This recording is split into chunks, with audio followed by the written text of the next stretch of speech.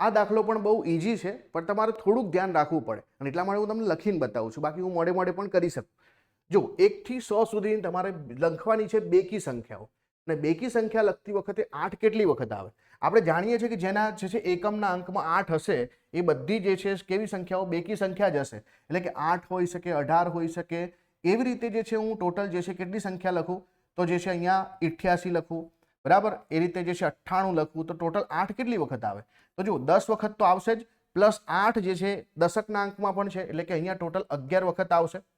સાથે સાથે 80 પણ લખવું પડશે, 82 પણ લખવું પડશે, 84 પણ લખવું પડશે, 86 પણ લખવું પડશે, 88 તો આપણે આ મૂકી દીધું છે. તો બીજા અહીંયા જે છે ટોટલ કેટલા થશે? 4. તો 11 વત્તા 4 એટલે કે ટોટલ 15 વખત 8 આવશે. કઈ સંખ્યામાં?